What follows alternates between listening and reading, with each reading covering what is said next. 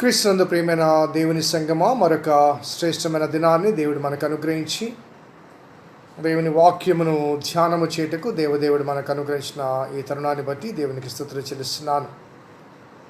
దేవుని దయా సంకల్పాన్ని బట్టి తిరిగి నెల్లూరు పట్టణానికి రావడం జరిగింది. మరి దేవుని వాక్యమును వినిపించుటకు దేవుడు అనుగ్రహించిన అవకాశాన్ని బట్టి దేవునికి స్తుతులు చెల్లిస్తూ మీకు చేరువుగా మీ అందరితో కలిసి ఆధ్యాత్మిక అనుభవాలను పంచుకోవడానికి దేవుడు మరొక తరుణాన్ని అనుగ్రహించినందుకు దేవునికి స్తుతులు చెల్లిస్తున్నాను. ఒక మాట ప్రార్థన చేసుకుందాం. ప్రార్థన చేసి దేవుని వాక్యాన్ని ధ్యానం చేద్దాం. కృపగల దేవా, దయల తండ్రి, మీ పాదములకు స్తోత్రము చెల్లిస్తున్నాం నాయన. ఈ శ్రేష్టమైన ఆరాధన గడియను మీరు మాకు అనుగ్రహించారు. ప్రభువా, స్తుతులు చెల్లిస్తూ నీ ఎదుట మేము చేరి ఉండగా మీ మాటలు మీరే మాకు వినిపించమని వేడుకుంటున్నాం. ఎందుకంటే నీ మాటలు జీవపు ఊటలు ప్రభువా. మా ఆధ్యాత్మిక జీవితాన్ని సరిపోల్చుకోవటానికి, సవరించుకోవటానికి, సరిచేసుకోవటానికి ప్రభా మీరు మాతో మాట్లాడుతున్న తేనె పలుకులు. కాబట్టి స్తుతులు చెల్లిస్తూ ఆలకించగలిగిన మనస్సు, అర్థము చేసుకుని దాన్ని అన్వయించుకొని అనుసరించగలిగిన హృదయాన్ని మాకు అనుగ్రహించమని వేడుకుంటూ మా రక్షకుడైన యేసు నామమున అడిగి వేడుకొంచున్నాం తండ్రి, ఆమెన్. ప్రభు నామానికి మహిమ కలిగినట్లుగా మరి వర్షిప్ సాంగ్ బుక్లోంచి 47వ పేజీలో ఉన్నటువంటి సజీవ యాగముగా తన తనువును సమర్పించి అనే కీర్తన పాడుకుందాం. Page number 47. సజీవయాగముగా తన తనువును సమర్పించి కలువరి శిఖరమునా కరుణను కురిపించి మరణపు ముళ్ళును సిలువలో త్రుంచిన క్రీస్తువారము, ప్రభు క్రీస్తువారము.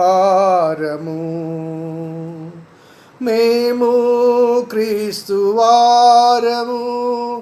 మీరు క్రీస్తువారలు, క్రీస్తుతోటి వారసులం, నిత్యరాజ్యవారసులం. క్రీస్తుతోటి వారసులం, నిత్యరాజ్యవారసులం. సజీవయాగముగా తన తనువును సమర్పించి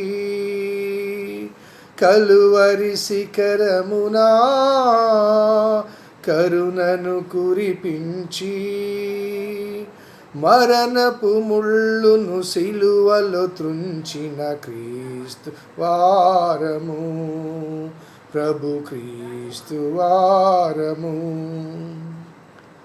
పాపపు అంధకారములో పాపేచ్ఛలో మేము పడిపోయి శాపపు వారసత్వములో లోకేచ్ఛతో మేము అందులమై పాపపు అంధకారములో పాపేచ్ఛలో మేము పడిపోయి శాపపు వారసత్వములో లోకేచ్ఛతో మేము అందులమై గమ్యం ఎరుగని జీవులము వెలుగిచ్చిన క్రీస్తుకు వారసులం. గమ్యం ఎరుగని జీవులము వెలుగిచ్చిన క్రీస్తుకు వారసులం. మేము క్రీస్తువారము, మీరు క్రీస్తువారలు, క్రీస్తుతోటి వారసులం, నిత్యరాజ్యవారసులం. క్రీస్తుతోటి వారసులం, నిత్యరాజ్యవారసులం. సజీవయాగముగా తన తనువును సమర్పించి కలువరి శిఖరమునా కరుణను కురిపించి మరణపు ముళ్ళును సిలువలో త్రుంచిన క్రీస్తువారము, ప్రభు క్రీస్తువారము. జ్ఞానులం మేమనుకొనుచు అజ్ఞానులమై గర్వాంధులమై, శుద్ధులం మేమే అని మా పాపమున్ గుర్తించక, జ్ఞానులం మేమనుకొనుచు అజ్ఞానులమై గర్వాంధులమై, శుద్ధులం మేమే అని మా పాపమున్ గుర్తించక, మోసపు బాటలు పయనించి మమ్ము మార్చిన క్రీస్తుకు వారసులం. మోసపు బాటలు పయనించే మమ్ము మార్చిన క్రీస్తుకు వారసులం. మేము క్రీస్తు వారము, మీరు క్రీస్తు వారలు, క్రీస్తుతోటి వారసులం, నిత్యరాజ వారసులం. క్రీస్తుతోటి వారసులం, నిత్యరాజ వారసులం. క్రీస్తుతోటి వారసులం, నిత్యరాజ వారసులం. దేవుని వాక్యం చదువుకుందాం. యెషయా గ్రంథము 51వ అధ్యాయం 6, 7, 8 వచనములు చదువుకుందాం. 6, 7, 8 వచనములు. ఆకాశం వైపు కన్నులెత్తుడి, భూమి క్రింద భూమిని చూడుడి. అంతరిక్షము పొగవలే అంతర్ధానమగును, భూమి వస్త్రం వలె పాతగిలిపోవును, అందలి నివాసులు అటువలే చనిపోవుదురు. నా రక్షణ నిత్యముండును, నా నీతి కొట్టివేయబడదు. నీతిని అనుసరించు వారులారా నా మాట వినుడి, నా బోధ హృదయమందు ఉంచుకున్న వారు జనులారా ఆలకించుడి.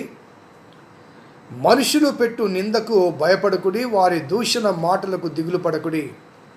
వస్త్రమును కొరికివేయినట్లు చిమ్మట వారిని కొరికివేయును, గొర్రెబొచ్చును కొరికివేయినట్లుగా వారిని కొరికివేయును. అయితే నా నీతి నిత్యము నిలుచును, నా రక్షణ తరతరములు ఉండును.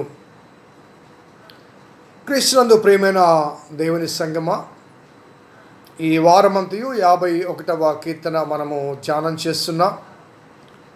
మరి నీతిని అనుసరించుచు యెహోవాను వెదకుచుండు వారలారా అంటూ ప్రారంభించబడిన ఆ వాక్య భాగం మరి గత దినము మరి 5వ వచనంలోంచి, నేను ఏర్పరచు నా నీతి సమీపముగా ఉన్నది, నేను కలగచేయు రక్షణ బయలుదేరుచున్నది అంటూ, అనగా నీతి అనగా రైట్ రిలేషన్షిప్, దేవునితో సంబంధం కలిగి ఉండటానికి దేవుడు సమీపముగా ఉన్నాడు. ఆ దేవునికి సమీపముగా చేరటానికి మానవుడు ఆ సమీప స్థితిలో లేడు కాబట్టి, దిగజారిపోయిన దౌర్భాగ్య స్థితిలో ఉన్న ఆ మానవుణ్ణి మరి పైకి లేపడం అనగా విడిపించడం, విమోచించడం, దేవుని నీతికి సమీపముగా తీసుకుని రావడానికి దేవుని రక్షణ బయలుదేరుచున్నది అంట. సో సాల్వేషన్ అనేది దేవునికి దగ్గరగా తీసుకుని వస్తుంది. అనగా పాపములో నుంచి విడిపించి, పాప దాస్యములో నుంచి రక్షించి, పాప సంబంధమైన మరణములో నుంచి విమోచన కలిగింపచేసి, నీతికి సమీపముగా తీసుకుని వస్తే ఆ దేవుని నీతి మనతో సహవసిస్తుంది. మనము ఆయనలో, ఆయన మనలో ఉంటాడు. మరి ఈనాడు 6, 7 వచనాల్లో అనగా ఆ పరంపర కొనసాగింపచేస్తూ అనుకోకుండా ఇక్కడ ఆకాశం వైపు కన్నులెత్తుడి, క్రింద భూమిని చూడడి, అంతరిక్షము పొగవలే అంతర్ధానమగును, భూమి వస్త్రం వలె పాతగిలిపోవును, అందలి నివాసులు అటువలే చనిపోదురు అంటూ ఆకాశము భూమి అనే 2 అంశాలు ఈ సృష్టిలో చాలా విశిష్టమైన అంశాలను మనకు పరిచయం చేస్తున్నాడు. మనల్ని చూడమంటున్నాడు. ఆకాశం వైపు కన్నులెత్తి చూడండి, క్రింద భూమిని చూడండి. ఎందుకు చూడమంటున్నాడు? అంతకుముందు వాక్య భాగంలో నా మాట వినండి, నా మాట వినండి, నా మాట వినండి, నా మాట వినండి అంటూ ఈ వచనానికి వచ్చేసరికి ఆకాశాన్ని చూడండి కన్నులెత్తి, అలాగే క్రింద భూమిని చూడండి అని చెప్పడానికి ఒక నిర్దిష్టమైన ఒక పోలిక కనిపిస్తుంది. ఆకాశము కానీ, భూమి కానీ, ఆ అంతరిక్షంలో ఉన్నవి కానీ, ఈ భూమండలంలో ఉన్నవి కానీ సమస్తము దేవుని మాట వింటాయి. 19వ కీర్తన ఒకసారి నేను జ్ఞాపకం చేస్తాను ముందుకు వెళ్ళకముందు. 19వ కీర్తనలో మరి భక్తుడు చెప్తూ, ఆకాశములు దేవుని మహిమను వివరించుచున్నవి, అంతరిక్షము ఆయన చేతి పనిని ప్రచురపరుచున్నవి, పగటికి పగలు బోధ చేయుచున్నది, రాత్రికి రాత్రి జ్ఞానము తెలుపుచున్నది. వాటికి భాష లేదు, మాటలు లేవు, వాటి స్వరము వినబడదు. వాటి కొలనూలు భూమి అంతటా వ్యాపించున్నవి, లోక దిగంతం వరకు వాటి ప్రకటనలు వెలుచున్నవి. వాటిలో సూర్యునికి ఆయన గుడారం వేసును. ఒకడు తన అంతఃపురంలో బయలుదేరు పెళ్లి కుమారుడు వలె ఉన్నాడు అంటూ మరి ఆ కీర్తనలో ఒక చక్కని మాట, ఒక విశ్లేషణ ఏంటంటే, ఆకాశములు దేవుని మహిమను వివరించుతున్నవి, అంతరిక్షం ఆయన చేతి పనిని ప్రచురపరుస్తున్నవి. వాటికి భాష లేవు, మాటలు లేవు, అయినప్పటికీ వాటి స్వరము వినిపించబడదు, అయినప్పటికీ అవి దేవుని మాట వింటున్నాయి. ఒకసారి మనం ఆలోచిద్దాం. ఈ ఆకాశ మండలములో అనేక కోట్ల కొలది నక్షత్రాలు ఉన్నాయి. సూర్యచంద్ర నక్షత్రాలను దేవుడు సృజించి ఆ అంతరిక్షంలో నిలబెట్టాడు. అవి వాటి వాటి పరిమాణము చొప్పున ఆలోచిస్తే కొన్ని ఆ నక్షత్రాలు ఈ భూమండలం కన్నా పెద్దవి. శక్తిలో కానీ, వాటి ప్రభావములు కానీ, వాటి వర్ణనలో కానీ, ఈవెన్ వాటి లైఫ్లో సృజించబడిన నాటి నుంచి లయమైపోయేంత వరకు సృష్టి ఉన్నంతకాలం అవి ఉంటాయి. ఆ సృష్టిలో ఏదో ఒక క్షణాన అలా ఈ లోకంలో జన్మించి కొంతకాలం జీవించి ఆవిరివలి వెళ్ళిపోయే మనం. వాటితో పోల్చుకుంటే వాటి ఆయుష్తో కానీ, వాటి శక్తితో కానీ, వాటి యొక్క బలముతో కానీ, లేకపోతే వాటి యొక్క వైశాల్యముతో కానీ ఏమాత్రము పోలిక లేనివాడు మానవుడు. కానీ విచిత్రం ఏంటంటే, ఈ ఖగోళ మండలంలో ఉన్నవి, అంతరిక్షంలో ఉన్నది ప్రతిదీ కూడా దేవుడు నియమించిన నియమాన్ని తూచా తప్పక పాటిస్తాయి. వాటి కక్షలు అవి తిరుగుతూ ఉంటాయి. అవి దారి గమనం మారవు, వాటి వేగం మారదు. ఏనాడు అవి ఢీకొనడం జరగదు. ఒకవేళ ఢీకొనడం జరిగితే విశ్వమే నాశనం అయిపోతుంది. అంతెందుకండి, భూమి తన చుట్టూ తాను తిరుగుతూ సూర్యుని చుట్టూ తిరుగుతుంది. భూమి అనగా నీవు నేను నిలుచున్న భూమి తన చుట్టూ తాను తిరుగుతూ సూర్యుని చుట్టూ తిరుగుతుంది. దేవుడు ఒక నిర్దిష్టమైన ఆ డిస్టెన్స్లో వాటిని ఉంచాడు. ఒకవేళ భూమి నేను ఎందుకు తిరగాలి, నేను తిరగను అన్నదనుకోండి, ఒకవైపే సూర్యరశ్మి ఉంటుంది, మరొక వైపు ఇక్కడ ఉన్న జీవులన్నీ చలికి చచ్చిపోతాయి, ఈ వైపున జీవరాశి అంతా వేడికి చచ్చిపోతాయి. సో భూమి రొటేట్ కావాలి. అలాగే సూర్యుడి చుట్టూ కూడా తిరగాలి. ఎందుకంటే భూమిలో కొంత భాగమే అనగా పాశ్చాత్య దేశాలు, ఈస్టర్న్ కంట్రీస్, వెస్ట్రన్ కంట్రీస్, అవి కూడా సూర్యునికి అభిముఖంగా తిరుముఖంగా ఉండాలి. కాబట్టి ఇంత విశిష్టమైనటువంటి సూర్యుని చుట్టూ భూమి నేను ఎందుకు తిరగాలి, నా వల్ల కాదు, నేను అలసిపోయాను అని అవిధేయత వ్యక్తపరిచింది అనుకోండి, నష్టం భూమికే. తన చుట్టూ తాను తిరగకుండా సూర్యుని చుట్టూ తిరగకపోతే నష్టం భూమికి. ఎందుకంటే భూమి నాశనమైపోతుంది, భూమి మీద ఏ జీవరాశి కూడా బ్రతకదు. సో భూమి ఎందుకు దేవుని నియమాన్ని పాటించాలి, వినాలి అంటే దాని బ్రతకాలి కాబట్టి, దాని ఉనికికి కారణం. అలాగే ఆ ఖగోళ మండలంలో అంతరిక్షంలో ఉన్న అనేక గోళాలు అవి వాటి కక్షలో తిరుగుతూ ఉంటాయి. కాబట్టి ఆకాశాన్ని చూడండి, క్రిందనున్న భూమిని చూడండి అని ఆ మాట చెబుతూ అంతకుముందు ఏమన్నాడు? నా మాట వినండి, నా మాట వినండి, నా మాట వినండి. ఆ ఆకాశాన్ని చూడండి అయ్యా, ఆ అంతరిక్షాన్ని చూడండి అయ్యా, మీ కింద ఉన్న భూమిని చూడండి అయ్యా. అవి నా మాట వింటున్నాయి కాబట్టి అవి బ్రతుకుతున్నాయి. అవి నా మాట వింటున్నాయి కాబట్టి అవి మరి శాశ్వత కాలం జీవిస్తున్నాయి. ఆకాశము దేవుని మహిమను వివరించుతున్నవి, అంతరిక్షం. సో వాటిని వినమంటున్నాడు ఆయన, వాటిని చూడమంటున్నాడు. నువ్వు నా మాట వినడం లేదు, నా మాట వినని నా జనులారా కనీసం ఆకాశాన్ని చూడండి, నీ కింద ఉన్న భూమిని చూడండి, అవి ఎలా నా మాట వింటున్నాయో. వాటితో పోలిస్తే నీ జీవితం ఎంత, నీ ఆయుష్ ఎంత, నీ శక్తి ఎంత, నీ కెపాసిటీ ఎంత.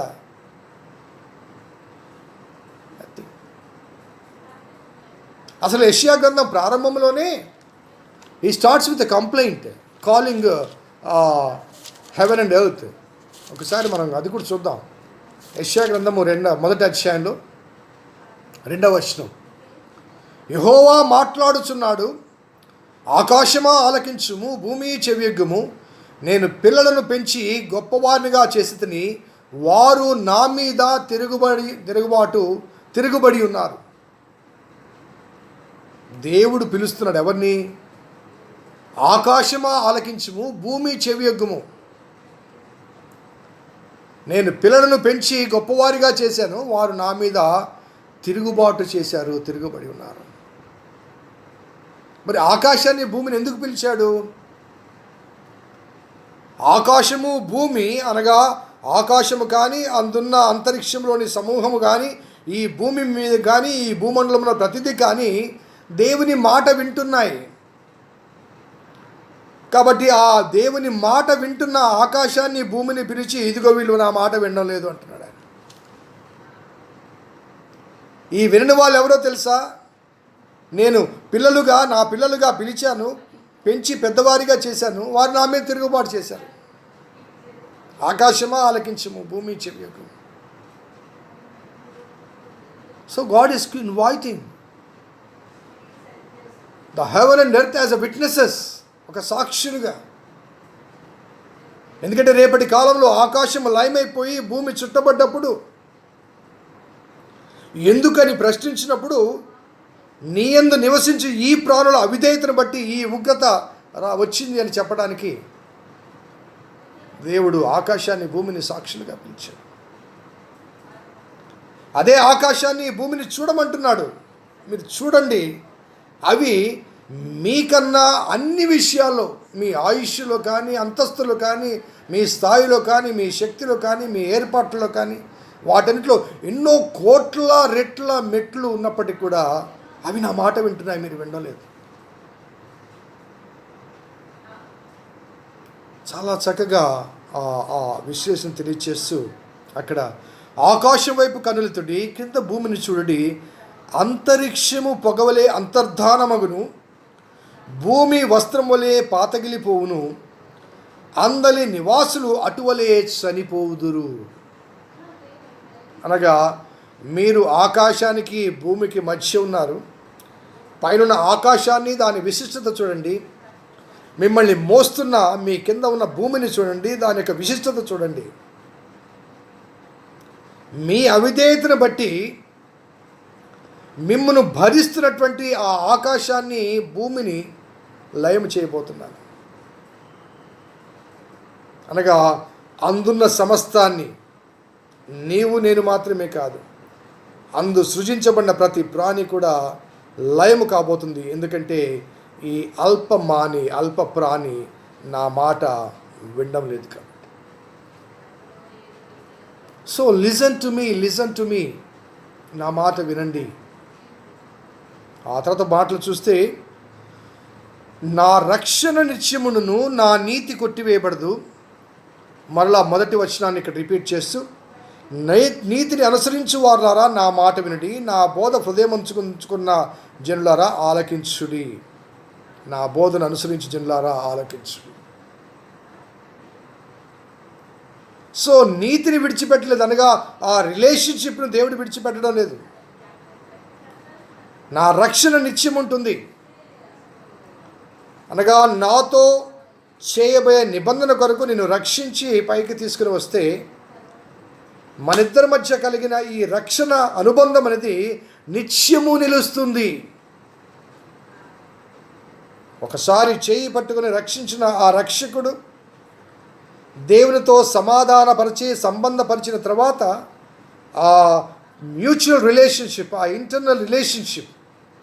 ఇంటర్ రిలేషన్షిప్ అనేది అది ఎటర్నల్.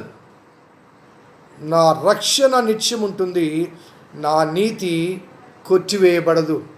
అలాగే 8వ వచనంలో చివరిలో కూడా, అయితే నా నీతి నిత్యము నిలుచును, నా రక్షణ తరతరములు ఉండును. ఇక్కడేమో నా రక్షణ నిత్యముండును అన్నాడు, అక్కడ నా నీతి నిత్యము ఉండును. సో మనల్ని విమోచించిన ఆ విమోచకుని రక్షణ కార్యములో నీవు నేను నీ చేతిని నా చేతిని ఆయనకు అప్పగిస్తే ఆ విమోచన, ఆ రక్షణ అనేది నిరంతరం ఉండేది, శాశ్వతమైనది. ఆ రక్షణ ద్వారా కలిగే ఆ దైవిక సంబంధము శాశ్వతమైంది. దేవుని విస్మరిస్తే, దేవుని యొద్దకు రాకపోతే, దేవునితో సహవాసాన్ని నీవు వ్యక్తిగతంగా విడిచిపెడితే ఎంత నష్టపోతుంటామో ఒక్కసారి ఆలోచించి. ఎంత నష్టపోతామో ఆలోచించి. ఒక్క మాటలో చెప్పాలంటే, దేవుడు నిన్ను రక్షించక,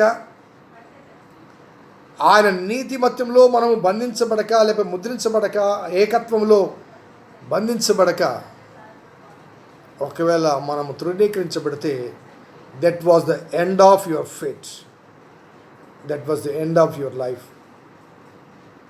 నీ జీవితము అక్కడికే ఫుల్ స్టాప్ అవుతుంది. So there is no further extension.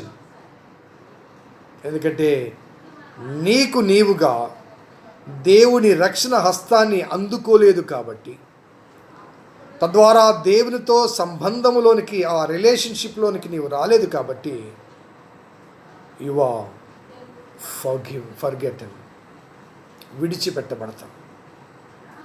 అది శాశ్వతంగా నీ జీవితానికి నీవే ముగింపు పలుకుతున్నావు, నీ జీవితానికి నీవే సమాధి చేసుకుంటున్నావు. సో నా నీతి నిరంతరం ఉంటుంది, నా రక్షణ నిత్యం ఉంటుంది, నా నీతి నిత్యము నిలుస్తుంది,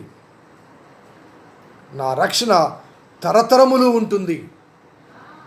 so it's a permanent relationship. So దేవుడు అందించే ఆ రక్షణ శాశ్వతము, దేవునితో మనకి కలిగే ఆ సంబంధము శాశ్వతం. ఈ శాశ్వతమైన రక్షణ కొరకు, తద్వారా శాశ్వతమైన ఆ దైవిక సంబంధం కొరకు, రిలేషన్షిప్ కొరకు మనము త్యాగం చేయాల్సింది ఏంటంటే, మరణానికి నడిపించే ఈ అనైతిక మార్గాన్ని విడిచిపెట్టాలి.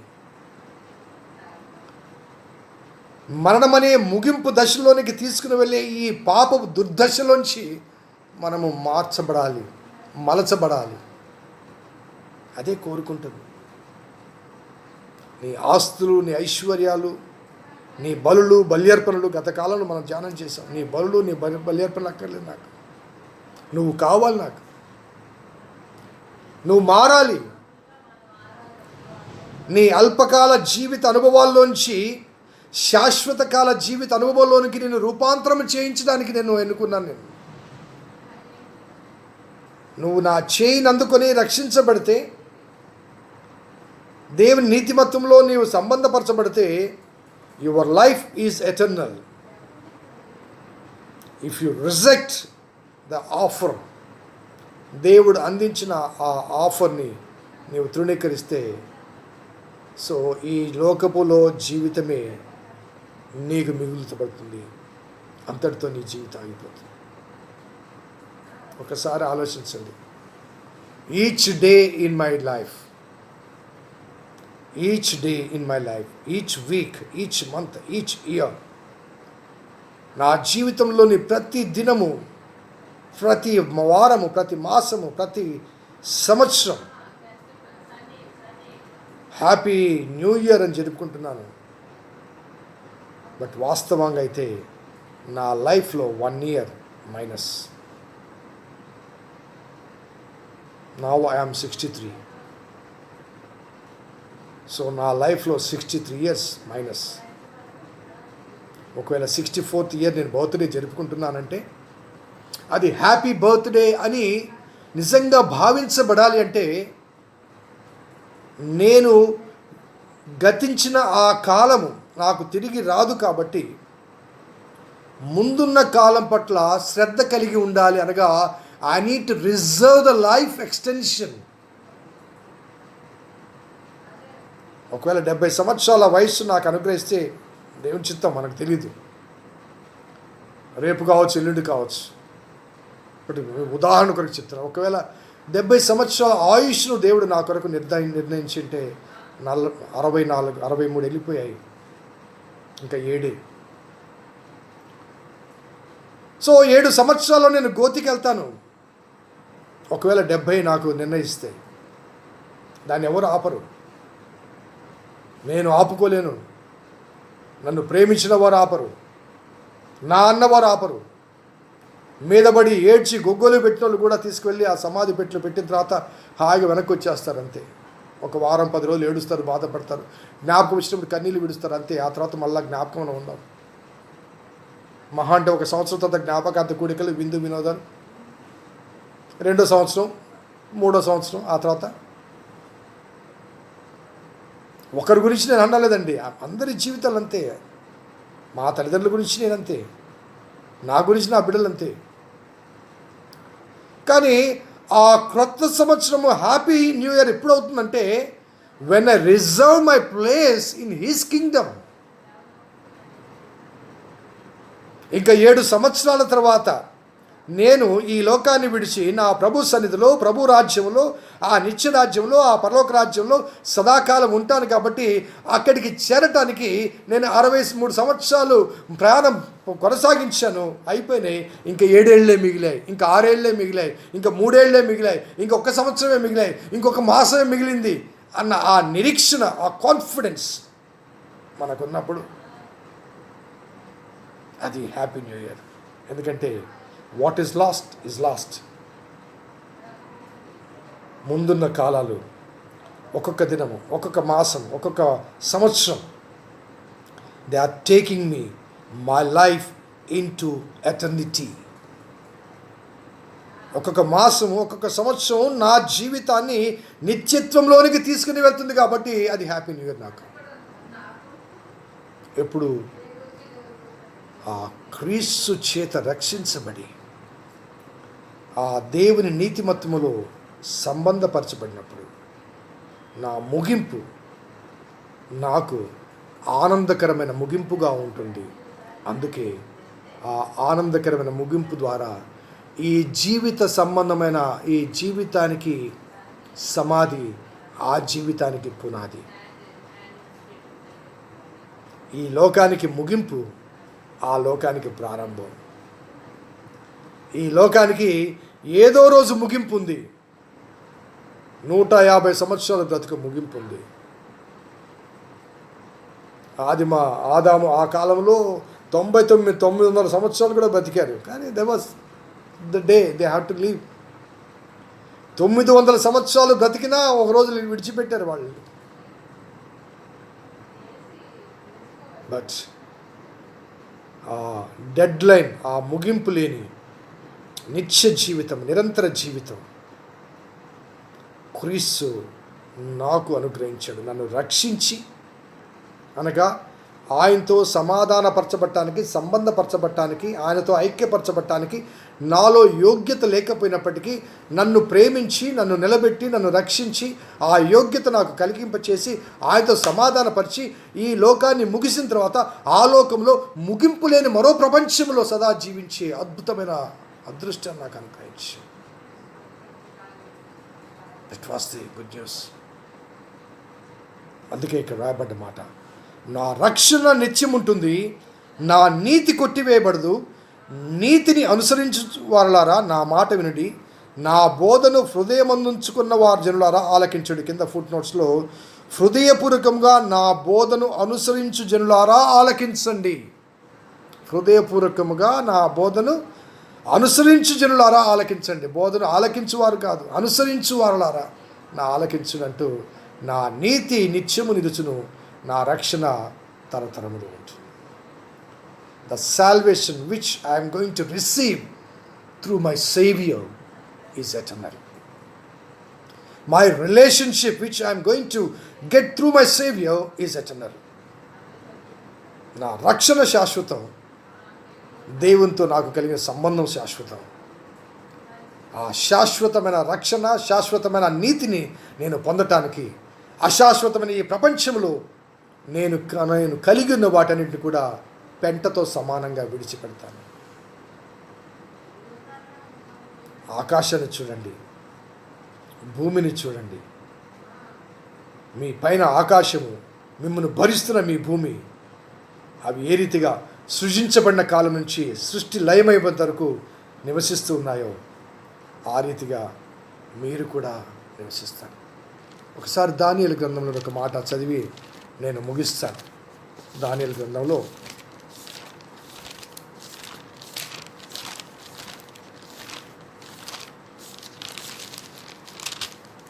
చివరి అధ్యాయం 744వ పేజీ, అనగా 12వ అధ్యాయంలో 2వ వచనం చూడండి.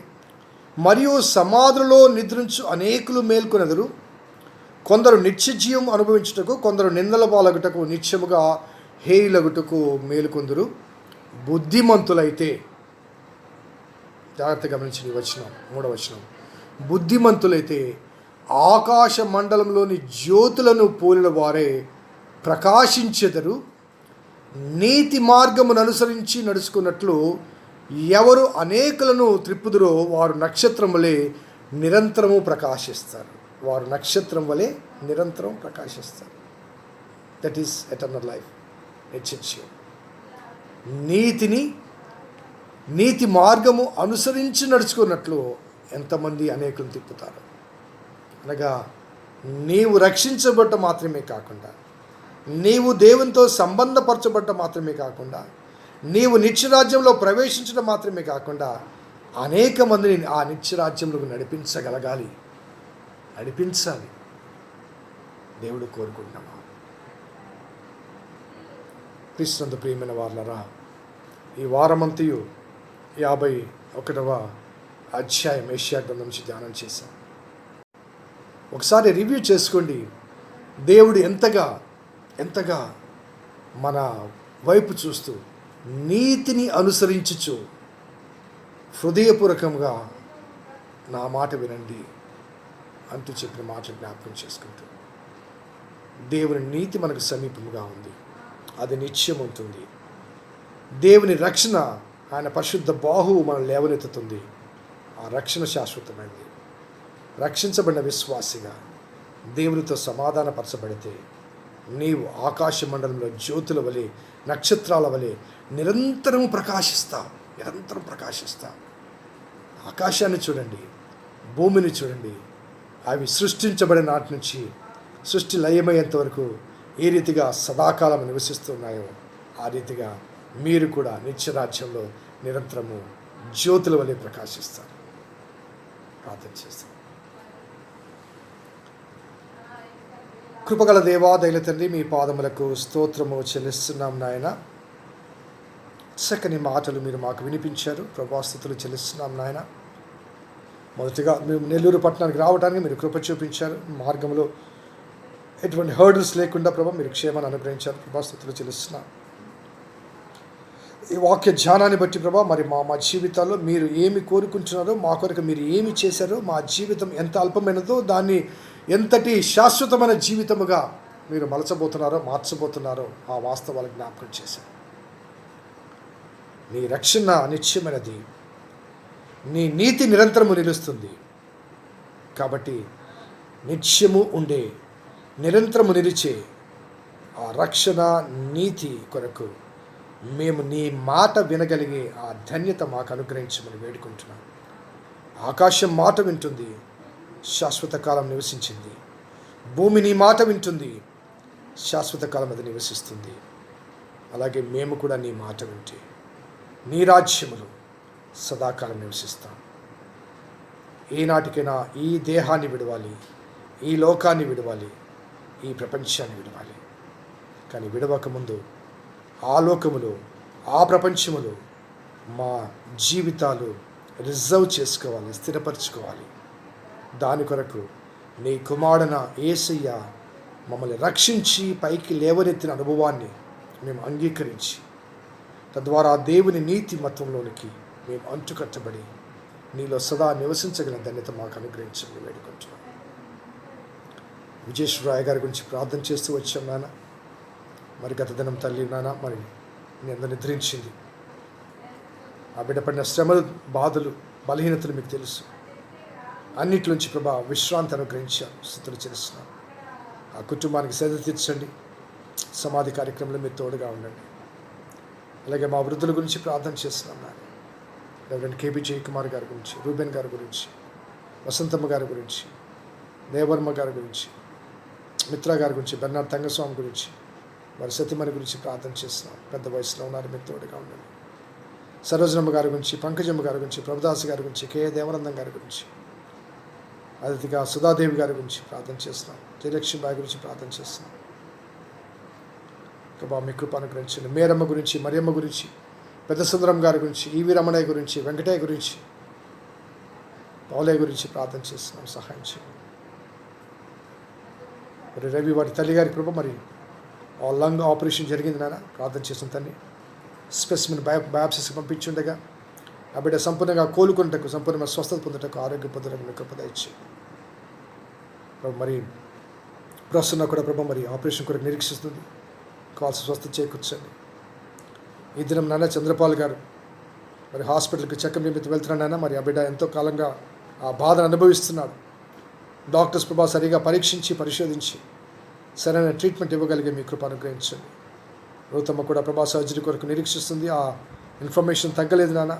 అది తగ్గితే కానీ సర్జరీ చేయరని ప్రభా విన్నాం. ఇరువురు కూడా ప్రభా మరి హాస్పిటల్లో మరి ఆ ట్రీట్మెంట్ నిమిత్తం ఎదురు చూస్తున్నారు. స్వస్థత చేకూర్చండి. ప్రమీల గారి కుమారుడు కూడా ప్రభా మరి ఆ బ్రెయిన్ ఎఫెక్ట్ అయినా మరి ఆ బిడ్డ మెమరీ లాస్ ఏంటంటే ఆ బిడ్డ కాస్త స్వస్థత చేకూర్చండి. నతాల గారి విషయంలో, అదే రీతిగా యశ్వంత్ విషయంలో మీరు చేసిన మేలు బట్టి స్థితులు చెల్లిస్తున్నారు. పరిపూర్ణమైన ఆరోగ్యం అనుగ్రహించండి. ప్రభా రాజేశ్వరి గురించి, అదే రీతిగా కడప శ్రీరాముల గురించి ప్రార్థన చేస్తున్నాం. ప్రభా మీ స్వస్థత చేకూర్చండి. రాజ్ కుమార్ గారికి మీరు అనుగ్రహించిన నెమ్మది బట్టి వందనాలు తీర్చినట్టండి. డాక్టర్ దేవరాజు వల్ల కూడా ఆ పంటి నొప్పితో బాధపడుతున్నాడు. దయాకర్ గారి యొక్క సతీమణైనా ఆ బిడ్డకు కూడా కావాల్సిన ఆరోగ్యం అనుగ్రహించండి. ఇంకా ఎవరెవరు ప్రభా ఏ బలహీనతలు ఉన్నారో ప్రభా మీకు తెలిసినా ప్రార్థన చేస్తున్నాను. విజయశేఖర్ గారి తల్లి గారి నిమిత్తం, సులోచన తల్లిదండ్రుల నిమిత్తం, శరత్ గారి తల్లి నిమిత్తం, ఇంకా అనేక మంది వృద్ధుల గురించి ప్రార్థన చేస్తాం. సహాయం చేయండి ప్రభా. 8 నుంచి ప్రభా ఆలయాలు తెరవచ్చున్నారైనా మరి అక్కడ ఆరాధన జరిగించడానికి మరి విధి విధానాలు ప్రభా ప్రభుత్వం నిర్దేశించింది. దానికి అనుగుణంగా ప్రభా మరి ఏ రీతిగా మేము జరిగించాలో మీ సహాయం తెచ్చింది. ప్రయాణ సౌకర్యాలు అనుగ్రహించండి అయినా మరి మేము అందరం కలిసి ఆరాధించే ఆ అద్భుతమైన గడియ కొరకు నిరీక్షిస్తుండగా దానికి సంబంధించి ఏర్పాట్లు మీరు తోడుగా ఉండమని జ్ఞాపనం చేస్తాం. ప్రభా ప్రజలకు కూడా ప్రభా ఎంతో స్పందిస్తున్నారు నాన్న, సహాయం చేస్తున్నారు ప్రభా. వారి ఓపికను బట్టి మీ స్థుతులు తెలుసు. ప్రతి కుటుంబాన్ని దీవించండి, ఆశించండి. వివిధ ప్రదేశాల్లో ఉన్నవారు వేరు వేరు ప్రదేశాల్లో వేరు వేరు ప్రాంతంలో నీ వాక్యం వింటున్నారు నాన్న, వారికి కూడా ప్రభా మీ కృప అనుగ్రహించమని వేడుకుంటూ మా సహవాసాన్ని, సంఘాన్ని దీవించమని ఆశించమని మా రక్షకుడని యేసు నామమున అడిగి వేడుకొంచున్నాం తండ్రి. ఆమేన్. తండ్రి, కుమార పరిశుద్ధాత్మ త్రియేక దేవుని దీవెన మనకు, మన కుటుంబాలకు, ప్రత్యేకించి వాక్యం ద్వారా సరితెచ్చబడిన విశ్వాసులకు, నీ కొరకు తీర్మానం చేసుకున్న బిడ్డలకు, కరోనా పేషెంట్స్కు వారి స్వస్థతకు సదాతోడేనని కాక. ఆమేన్. God bless you. దేవుడు దీవించును గాక.